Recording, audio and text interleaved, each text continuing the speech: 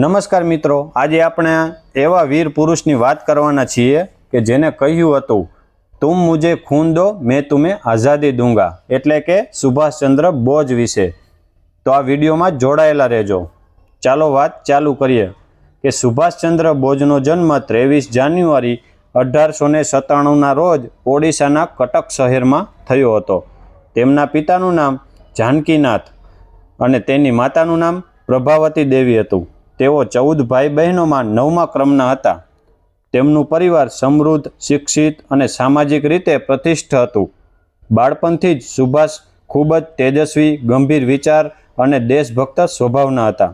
તેમને ન્યાય અને સત્ય માટે લડવાની પ્રેરણા તેમના પરિવાર અને પ્રાધાન્ય ભારતીય સંસ્કારોથી મળી। તેમના પિતા જાનકીનાથ બોઝ કટકના જાણીતા વકીલ હતા અને સમાજસેવામાં પણ તે આગળ હતા।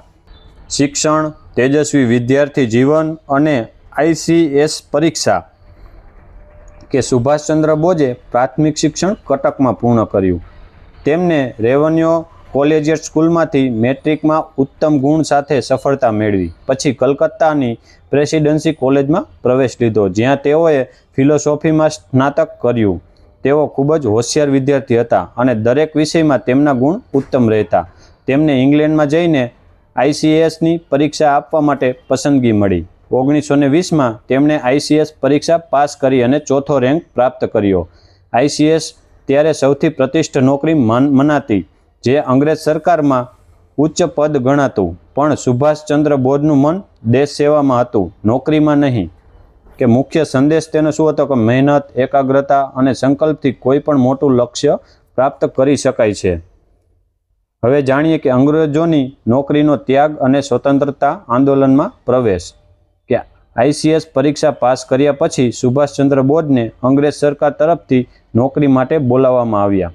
તેમણે 1921માં ટ્રેનિંગ શરૂ કરી, પણ ત્યાંથી વિચાર મનમાં ઉગતો રહ્યો। તેમનું મન કહેતું હતું કે હું એ સરકારી ગુલામી કેવી રીતે કરી શકું, જે મારા દેશને ગુલામ બનાવી રહ્યો છે। આંતરિક સંઘર્ષ બાદ તેમણે 1921માં ICSની નોકરીનો ત્યાગ કર્યો। તેમણે પોતાના પિતા જાનકીનાથ બોઝને પત્ર લખીને નિર્ણયની જાણકારી કરી। પછી તેઓ મહાત્મા ગાંધીના અસહકાર આંદોલનથી પ્રભાવિત થયા। 1921થી તેઓ સંપૂર્ણ રીતે દેશના સ્વતંત્રતાના આંદોલનમાં જોડાયા। તેમનું જીવન હવે માત્ર એક જ લક્ષ્ય માટે સમર્પિત થઈ ગયું, ભારતને આઝાદ કરવું। કે તેનો મુખ્ય સંદેશ શું હતો કે જ્યારે દેશનું કલ્યાણ અને આત્મસન્માન મોટું લક્ષ્ય બને, ત્યાં વ્યક્તિ પોતાનું સ્વાર્થ છોડીને ત્યાગનો માર્ગ અપનાવે। કે હવે જાણીએ કે મહાત્મા ગાંધી સાથે મતભેદ અને કોંગ્રેસ અધ્યક્ષ બનવાની ઘટના વિશે। કે સુભાષચંદ્ર બોઝના વિચારો અને મહાત્મા ગાંધીના વિચારોમાં કેટલીક બાબતોમાં મતભેદ હતા। સુભાષચંદ્ર બોઝ માનતા હતા કે અંગ્રેજોને ભારત છોડાવવા માટે શસ્ત્ર ક્રાંતિ પણ જરૂરી છે। 1938માં હરિપુરા અધિવેશનમાં સુભાષચંદ્ર બોઝને કોંગ્રેસ અધ્યક્ષ બનાવવામાં આવ્યા। તેમણે આયોજનબદ્ધ આર્થિક વિકાસ, ઉદ્યોગ અને વિજ્ઞાન પર ભાર મૂક્યો। 1939માં ત્રિપુરી અધિવેશનમાં તેઓ ફરી અધ્યક્ષ બન્યા, પરંતુ ગાંધીજીના સમર્થકો સાથે મતભેદ વધ્યા। કાર્ય સમિતિમાં બહુમત ન મળવા પર તેમણે અધ્યક્ષ પદથી રાજીનામું આપી દીધું। તેમણે ફોરવર્ડ બ્લોકની સ્થાપના કરી અને સંપૂર્ણ સ્વતંત્રતા માટે વધુ સક્રિય સંઘર્ષનો માર્ગ અપનાવ્યો। કે તેનો મુખ્ય સંદેશ શું હતો કે સિદ્ધાંતો માટે અડગ રહેવું અને દેશહિતને સર્વોચ્ચ માનવું એ સુભાષચંદ્ર બોઝનું વિશેષ ગુણ હતો। હવે જાણીએ કે ઘરકેદમાંથી સાહસિક પલાયન અને વિદેશ પ્રવાસ વિશે। કે 1939માં સુભાષચંદ્ર બોઝને બ્રિટિશ સરકારે ઘરકેદમાં રાખ્યા। તેમણે નક્કી કર્યું કે દેશની આઝાદી માટે વિદેશ જઈને મદદ મેળવવી જ પડશે। 16 જાન્યુઆરી 1941ની રાતે તેઓ ઘરેથી ગુપ્ત રીતે નીકળી ગયા। તેઓ વેશ બદલીને મોહમ્મદ ઝિયાઉદ્દીન નામની કલકત્તાની ગોમો સ્ટેશન પહોંચ્યા। ત્યાંથી ટ્રેન દ્વારા પેશાવર અને અફઘાનિસ્તાન પહોંચ્યા। અફઘાનિસ્તાનથી તેઓ રશિયા મારફતે જર્મની પહોંચ્યા। આ પલાયન ખૂબ જ ગુપ્ત અને સાહસિક હતું, જેમાં તેમના ભત્રીજા શિશિર કુમાર બોઝે મોટી મદદ કરી. કે મુખ્ય સંદેશ તેનો એમાં શું હતો કે સાહસ, ધૈર્ય અને દેશપ્રેમ હોય તો અશક્ય પણ શક્ય બની જાય. હવે જાણીએ કે જર્મની અને જાપાન સંઘર્ષ, આઝાદ હિંદ ફૌજની રચના. તો ચાલો જાણીએ કે જર્મની પહોંચીને સુભાષચંદ્ર બોઝે ત્યાં ફ્રી ઇન્ડિયા સેન્ટરની સ્થાપના કરી. તેમણે આઝાદ હિંદ રેડિયો દ્વારા ભારતના લોકોને સંબોધન શરૂ કર્યું. પછી તેઓ જર્મનીથી જાપાન પહોંચ્યા 1943માં. કે જાપાનમાં તેમણે ભારતીય યુદ્ધ સંધિઓને એકઠા કરી આઝાદ હિંદ ફૌજની રચના કરી. રાસવિહારી બોઝે શરૂ કરેલી આ ફૌજને સુભાષચંદ્ર બોઝે નવો જુસ્સો અને નેતૃત્વ આપ્યું. તેમણે આ ફૌજનું મુખ્ય સૂત્ર આપ્યું, તુમ મુझे खून दो मैं तुम्हें आज़ादी दूंगा. 21 ઓક્ટોબર 1943ના રોજ તેમણે આઝાદ હિંદ સરકારની જાહેરાત કરી અને નેતાજી તરીકે ઓળખાયા. કે મુખ્ય સંદેશ તેનું શું હતો કે નેતૃત્વ, સંગઠન, અડગ નિશ્ચયથી મોટી સેના પણ ઊભી કરી શકાય અને દેશના સપનાને સાકાર કરી શકાય. હવે જાણીએ કે તુમ મુझे खून दो मैं तुम्हें आज़ादी दूंगा, આઝાદ હિંદ ફૌજ અને ઐતિહાસિક અભિયાન વિશે. કે 1943માં સુભાષચંદ્ર બોઝ સિંગાપુર પહોંચ્યા. ત્યાં હજારો ભારતીય કેદીઓ અને પ્રવાસીઓ ભારતીયોની સંબોધીને કહ્યું કે તુમ મુझे खून दो मैं तुम्हें आज़ादी दूंगा. આજના દિવસે આઝાદ હિંદ ફૌજનું પુનઃ સંગઠન કર્યું. ફૌજનું નાર હતું એકતા, વિશ્વાસ ને બલિદાન. કે Bose provision government of free ઇન્ડિયાની સ્થાપના કરી. જાપાન, જર્મની, ઇટાલી, બર્મા જેવા દેશોને આ સરકારે માન્યતા આપી. તેમણે તિરંગાને આઝાદ હિંદનો રાષ્ટ્રીય ધ્વજ બનાવ્યો, જેમાં ઉછળતો બાંધનો ચિહ્ન હતો. સ્વતંત્રતા માગવાથી મળતી નથી, તેને મેળવવી પડે છે, સુભાષચંદ્ર બોઝનું આ વાક્ય હતું. હવે આપણે વાત કરીશું ઇમ્ફાલ યુદ્ધ, પડકારો અને સૈનિકોનું બલિદાન વિશે. કે 1944માં આઝાદ હિંદ ફૌજે ભારતીય સરહદમાં પ્રવેશ કર્યો. લક્ષ્ય હતું દિલ્હી ચલો. ઇમ્ફાલ અને કોહિમાના ક્ષેત્રમાં યુદ્ધ થયું. જાપાની સૈનિકની મદદથી આઝાદ હિંદ ફૌજે કેટલાક વિસ્તારો કબજે કર્યા, પણ અંગ્રેજોની હવાઈ શક્તિ અને પુરવઠાની અછતને કારણે આગળ વધુ મુશ્કેલ બન્યું. કે ભારે વરસાદ, સતત ભૂખમરો અને બીમારીઓએ સૈનિકોને ખૂબ પીડા આપી. ઘણા બહાદુર સૈનિકોએ દેશ માટે પોતાના પ્રાણનું બલિદાન આપ્યું.